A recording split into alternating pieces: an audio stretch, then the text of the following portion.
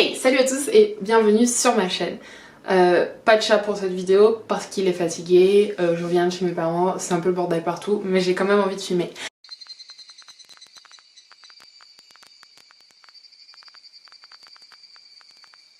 Alors avant de commencer cette vidéo, j'ai 2-3 choses à vous annoncer. Premièrement, je rouvre la section Wattpad, mais pour ça je ferai une vidéo complètement indépendante. Et oui, aujourd'hui j'ai fait une vidéo sur la romance parce que enfin j'ai fini mon premier roman que j'avais envie de finir en 2019. Je l'ai fini la première semaine de 2020, donc ça va. Donc, je dis beaucoup donc. Il est sur Wattpad.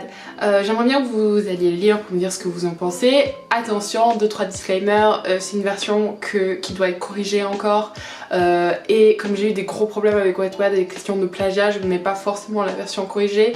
Oui, je sais que je peux mettre... tous les droits sont appropriés, mais figurez-vous qu'il y a des gens qui ne se gênent pas de voler mes couvertures, de voler mes écrits, mes trames. Je suis en droit, je sais comment ça marche et franchement je peux pas vraiment protéger ce que je fais sur Wattpad. Donc désolée, la qualité est pas géniale. Par contre, si vous êtes intéressé d'être un bêta lecteur, n'hésitez pas à m'envoyer votre email et à me dire pourquoi vous avez envie de le lire et je vous enverrai la version corrigée avec plaisir. Donc sur ce, on va sauter tout de suite dans la vidéo.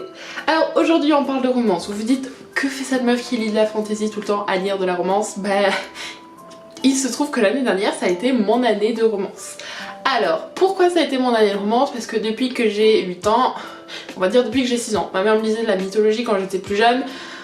Et quand j'ai commencé à lire, j'ai tout de suite gravité vers la légende arthurienne, j'ai tout de suite gravité vers tout ce qui était chevalier, fantasy, et je suis tombée dedans et j'en suis jamais sortie. Le problème c'est que l'année dernière j'ai eu une overdose de fantasy, c'est-à-dire que je venais de finir le deuxième jet des Guerres de Fallen. Ça me plaisait pas du tout, je lisais que ça, donc j'ai fait une pause dans la fantasy et la lecture m'a manqué. Et ce que j'ai fait obligatoirement, c'est que je me suis rabattue sur d'autres genres de lecture et ce genre là c'était la romance.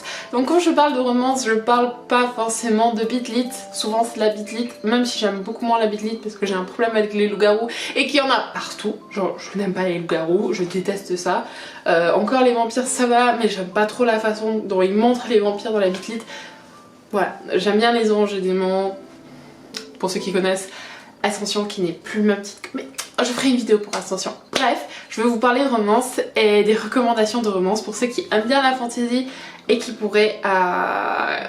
qui veulent se lancer dans la romance.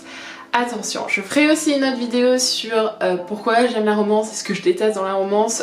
Pour ceux qui ont vu ma vidéo sur After, vous pourrez la voir, je vais la mettre en fiche là-haut et vous pourrez la voir. Je n'aime pas les bad boys, je n'aime pas la romance toxique, mais bon, il y a 2-3 romances sur là qui sont limite, mais c'est la façon dont c'est exécuté que j'apprécie. Voilà, on va pas aller plus loin. Donc la première auteure dont je vais vous parler aujourd'hui, c'est Colleen Hoover. Vous allez dire... T'aimes pas la romance toxique, mais la première personne que tu mets sur ta liste c'est Colleen Hoover. Oui, mais je trouve que c'est beaucoup mieux exécuté. Les deux livres dont je vais vous parler aujourd'hui c'est Jamais plus. Jamais plus jamais et à première vue de Colleen Hoover. Alors, Jamais plus jamais est un roman avec des thèmes très noirs. C'est une fille qui est coincée dans le cycle de la violence. Je peux pas vous en parler vraiment sans vous spoiler, mais tout ce que vous pouvez savoir c'est que ses parents étaient dans une relation extrêmement toxique. Son père frappait sa mère et toute sa vie elle a grandi en opposition avec cela et elle se met en couple avec un chirurgien. Et on va dire que son histoire à elle commence de là. C'est un roman très intéressant parce qu'on alterne entre deux timelines. Donc quand elle avait 16 ans et qu'elle avait une romance avec un autre gars, et quand elle arrive, je me rappelle plus de la ville dans laquelle ça se passe. Voilà, donc dans la ville, quand elle arrive, elle commence à créer sa propre vie. J'aime beaucoup cette histoire parce qu'à la fin, elle fait les bons choix. Parce qu'elle se comporte comme une personne devrait se comporter. Attention, je ne dis pas qu'il devrait avoir un comportement spécifique quand on est victime d'abus au sein d'une relation. Je m'en mettais là et je sais que c'est difficile d'agir, mais je pense que c'est le message... C'est un message très important et je pense que l'auteur l'a très bien porté parce qu'il y a certains auteurs qui se permettent de faire des messages horribles pour des enfants.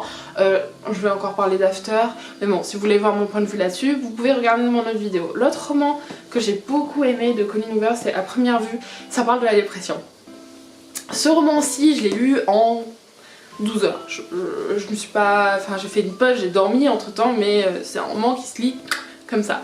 Et c'est l'histoire d'une jeune fille qui est dépressive sans le savoir. Je vais vous dire ça comme ça. On va dire qu'elle a une certaine façon d'agir avec les gens autour d'elle. Elle est dans une famille dysfonctionnelle certes, mais une famille qui la respecte énormément, une famille qui a des problèmes mais qui fonctionne relativement bien, qui traite bien les uns les autres, et c'est très drôle.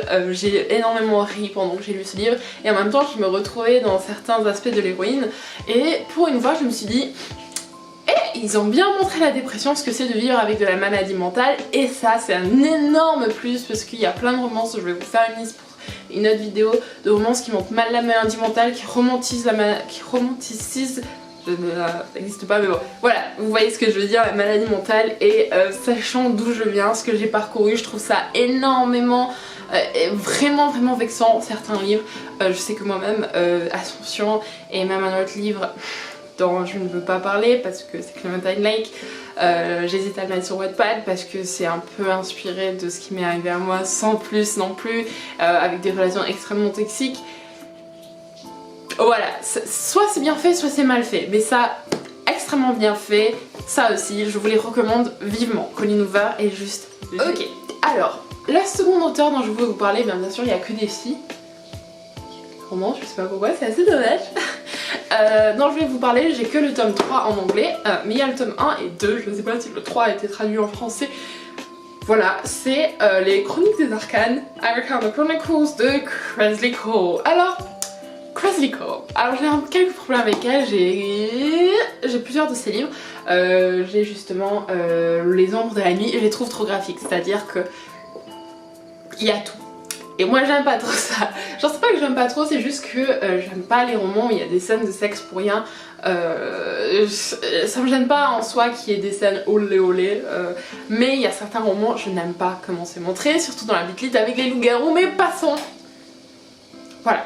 Donc Kresley Cole, ça c'est sa série, j'ai commencé à lire cette série quand j'étais en première, il me semble, et j'ai adoré. Pour vous dire ce qui se passe un peu, c'est dans un monde un peu post-apocalyptique, enfin très post-apocalyptique, où en fait le monde devient un terrain de jeu pour le tarot, pour les cartes de tarot qui représentent chacun un personnage, et on suit l'impératrice qui est Ivy, la fille qu'on suit là-dedans.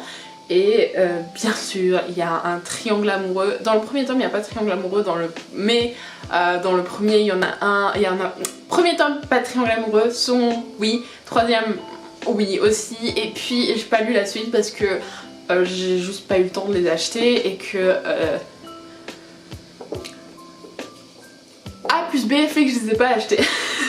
Mais il y a de l'action, il y a une romance assez toxique dedans, mais le personnage s'en sort pas trop mal, c'est juste extrêmement amusant, il y a de l'action, de la romance, il y a tout. Des fois genre je dormais pas juste pour le continuer. Comparé au roman de Colleen Hoover, ils prennent un peu plus de temps à lire, mais voilà, donc Chroniques des Arcanes, voilà. Chroniques des Arcanes, tome 1, 2, 3, je pense qu'il y en a 6. Mais je ne sais pas s'ils sont tous traduits, donc voilà. Mais ils sont absolument géniaux, vous pouvez lire les deux premiers et vous verrez si ça vous plaît ou pas. C'est une occasion de lire en anglais, c'est bien de lire en VO. Et oui, je ne vais pas faire un top de romance sans parler de romance fantasy, parce que vous me connaissez, je lis presque que de la fantasy. Mais j'essaie de me diversifier, je lis les biographies, mais bon, pas aujourd'hui, je diverge. Là, je vais vous parler d'un livre que j'ai lu il y a pas si longtemps que ça, je l'ai lu la semaine dernière quand j'étais en Angleterre d'ailleurs, et ça s'appelle Le jeu de l'assassin de Amy Rabie. Alors ce livre, je l'ai acheté et je savais pas du tout ce que c'était, je me suis dit, je vais acheter ce truc et voir ce que ça donne, et j'ai été conquise. Bien sûr je l'ai acheté en pensant que ça allait être de la fantasy, mais en fait c'était de la romance. Bragelonne Milady avait pas très bien classé ça, il place ça sous fantasy, alors ça devrait clairement être de la romance parce que voilà, c'est de la romance. C'est l'histoire d'une jeune assassine, cliché, mais qui doit assassiner sa cible étant amoureuse de sa cible. Sa cible est un prince avec extrêmement de pouvoir, et elle se retrouve au milieu des intrigues politiques, au milieu des intrigues martiales. C'est juste... C'est vraiment trop bien. Il y a d'autres livres, je les ai pas lus, là je vais continuer à la lire sûrement, putain je fais de l'eczéma. Mais elle est vraiment génialissime comme série, je peux juste vous la recommander. Je vais essayer d'aller un peu plus vite sur les recommandations, mais si vous aimez la fantasy et que vous avez envie de vous mettre dans la romance, ou que si vous aimez la romance et que vous avez envie de vous mettre dans la fantasy, je vous conseille ce livre, il est on flic. Bien sûr, il y a pas mal de scènes assez olé olé, moi des fois je suis en mode, oh, voilà. Et il y a également, comment expliquer, il y a juste une chose qui me gêne un peu dans ce roman, c'est la façon dont le viol est montré, la façon dont la sexualité est abordée, mais j'excuse l'auteur parce que justement c'est des filles qui sont entraînées pour devenir des assassins, donc c'est un contexte complètement différent que les romances contemporaines. Anne and the French Kiss, je déteste Anne and the French Kiss, pas forcément pour le bien mais pour l'histoire d'adultère. Bref, lisez ces livres, j'arrête pas de diverger, c'est assez gênant. On passe à Jennifer L. Armentrout avec ses deux romans Covenant et Lux. J'avais pas envie de faire une place spécialement pour eux différemment, mais je vous conseille en général Jennifer L. Armentrout, elle est amusante. Personnellement, je vais préférer Lux que Covenant.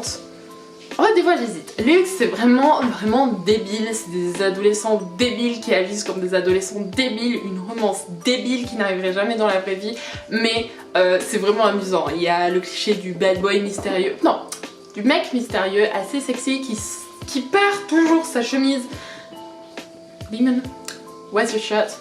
Put that shirt on. Genre à chaque fois je suis là en mode, toujours pas de chemise. Et on a le cliché de la fille un peu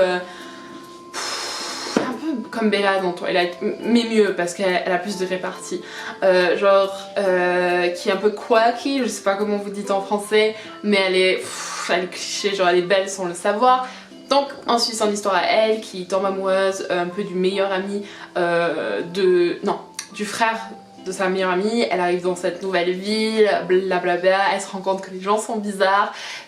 C'est cliché, c'est vraiment cliché, mais c'est extrêmement amusant. J'ai le 2, je l'ai pas encore lu, mais le 1, je me suis vraiment amusée. Des fois j'étais en mode mais ils sont des imbéciles, mais j'ai continué à lire. Covenant, c'est beaucoup plus le genre de truc que je pourrais lire parce que il y a des demi-dieux.